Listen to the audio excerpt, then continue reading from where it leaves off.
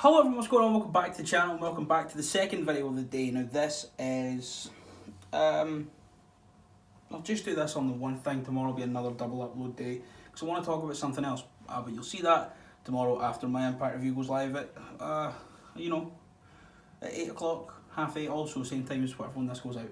But a day later, I want to talk about The Undertaker on Joe Rogan because it's caused a stir in the wrestling world. So The Undertaker, as most people know, I'm just getting the quotes up here, as most people know, The Undertaker went on Joe Rogan's podcast and was very critical of the modern wrestling product.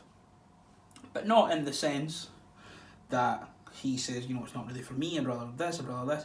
He kind of just went on and said, modern wrestlers, okay.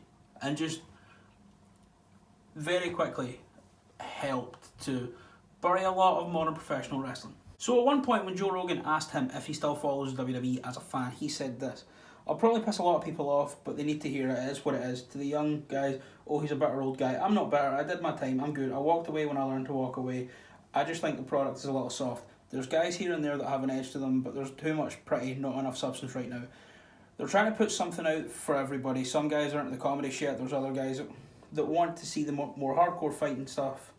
I think one of the biggest things that happened, we all got old at some time, so there weren't enough guys to work with the young guys." So what he's saying there is that the WWE are, in his mind, losing points for catering to everyone. And whilst I don't like modern WWE products, specifically Raw, because it is shit, that's not the reason that the product's bad. The product's bad because they play to an audience of one, and that one is a senile old man in his 70s who gets up at 4 a.m. to bench press like 900 pounds and is sustained on the blood of orphans. That's the reason it's bad. It's not because the young wrestlers aren't talented, like he implied many times throughout this thing. A couple of guys have an edge to them, but everyone else is just naff and shit, is essentially what he said. And that's totally untrue. That's totally untrue. Just because you made it through your 30 years with almost never having to deal with Vince's, wrath or Vince's bullshit behind a pen, doesn't mean that other people haven't. Later on, he went on to say this, and I've got the full quote here again. "You also have too many people that are, these guys on the internet say I'm pretty fucking good. Okay, well, you can listen to them or you can listen to someone that's been there and done it. You can't help it, but there was just not enough merging of the young and new talent. When we had Stone Cold and The Rock and Triple H and Michaels, all those guys were working all together and were making money and we were drawn. Then we all just aged out. I hung in there for a long time, but we aged out and it left all these young guys to learn with more young guys, and the product changed." Yes, the product changed because people are coming in at different times. It's so stressful to hear, the most respected veteran of all time pretty much bury the entire product in my eyes, because I watched through it and I think he never seemed complimentary of what's going on. Just because he doesn't like it doesn't mean that it has no merit. Personally, I'm not really a fan of, there's a lot of wrestling that I'm not a fan of. But at the same time, when people say, "Oh, I like, this person or this company or this match or this whoever," I'm like, yeah, okay, cool. That's your thing. Wrestling's cool. We can all like wrestling. But because this doesn't fit into me and Mark's vision of men pretending to fight, it's obviously not worthy. I don't have the quote there, but at one point he went on to say that there are guys who are more focused on looking pretty than being a real man, essentially, was the implication. At one point he said there's no more real men in the locker room because when I came up, everyone had guns and knives in their bag. We're men, and we fucking we ate painkillers like Smarties and took steroids and fucking punched waitresses for the crack. That's, the whole back in my day wrestling was good. It wasn't. Read any story from a year beginning in 19. It probably has like Shawn Michaels having a drug overdose in a restaurant or Haku biting someone in the ear.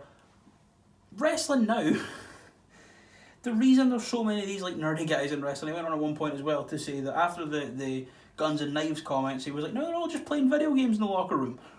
You'd rather than be out there carrying weapons over state lines and getting in bar fights." Okay, cool. The reason that there are people like Xavier Woods, Adam Cole, Kofi Kingston and Seth Rollins, they love playing video games and stuff like that. The reason these people are backstage playing video games because wrestling's not cool. Wrestling hasn't been cool since probably 2000, 2001, I would say. Wrestling stopped being cool around then. And all those guys probably started training in like 2004, 2005. So, when you have wrestling stop being cool, it becomes for like nerdy kids, which it is. Wrestling is still for like nerdy kids and outcast weird kids, like me. But when you have those people coming into wrestling, they're into stuff like comic books, they're into stuff like video games, and a lot of them now would rather spend time with their family than go out and just watch a Cultaholic Road Stories video or just get up to all the debauchery of back in the day. You know, these kids grew up nerdy, they stayed into wrestling because they were nerdy, and now they are the way they are. When Undertaker came through, a lot of people were getting into wrestling so they wouldn't get arrested. They were like, it's either wrestling or prison, it's one of the two. And that sounds like a harsh criticism, but it's fucking true. It's true. There are so many stories of people who wrestling, like all those guys. Look at New Jack. New Jack's a fucking criminal, but New Jack just beat people up in a wrestling ring, so he's safe. And I understand where he's coming from, and he's allowed to not like what's going on right now, like I don't. But to all the people in that company, especially the higher ups, that's all that Vince likes because they still draw money. Because Vince doesn't understand that wrestling's not cool anymore. When The Undertaker used to draw millions and millions and millions, but now people are only drawing a few 100,000, he thinks, oh, bring The Undertaker back. But The Undertaker can't draw that because wrestling's not cool anymore.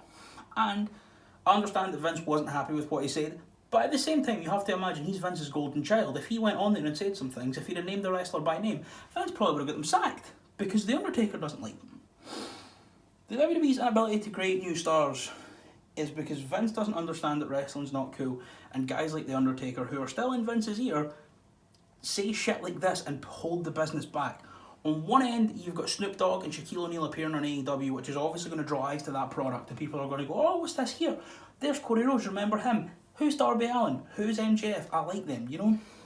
On the other end of the spectrum, you've got WWE bowing to every request of guys like The Undertaker. And then he says that he doesn't like it anymore. So people will be like, oh, The Undertaker's on Joe Rogan's podcast. Okay, cool, let me watch this. Oh, The Undertaker doesn't like WWE anymore. What the fuck should I care? And then, like, realistically, why should you care? If you don't know what's going on and you see this guy from your childhood on this podcast bury the entire product, essentially, why would you bother trying to get back into it? I understand that Raw's pretty irredeemable. I understand that. I'm not naive to that. But SmackDown's good. NXT's good. 205 Live, you know, they've got some of the best athletes in the world there. NXT UK's finally finding its feet again. Guys like Ben Carter and Rampage Brown on the roster. So, like, why would a lapsed fan care about WWE if the figurehead of WWE is actively going out of his way to make it seem like a lesser product than what was on when he was there? Like I say, he can like the wrestling he likes, but you can't tear down an entire company because it's not the way it was when you were there. The wrestling boom's been and gone. It doesn't make as much money anymore as it once did. You know, 10 years ago, Impact were drawing 1 million, 1.5 million, now they're drawing 100,000. Because wrestling just goes up and down. It's cool, then it's not cool, and it's cool, then it's not cool. And, you know, the more we listen to guys like The Undertaker, the more it serves to hurt the business long term. That's just my thoughts on it, that's my 2 cents on it. So, yeah, I hope you enjoyed this video. It was very ranty, shouty, pissed off, I guess. I'll be back tomorrow with another 2 videos. One will be an Impact review, and then one will be another rambling video about something that happened on Raw. You can probably guess. And yeah, thanks so much for watching, guys. Leave a comment down below what you think of all this. Carry on all this crack. Yeah, it's just pissed me off, and it's been sitting there for a few days, and I was like, I don't care.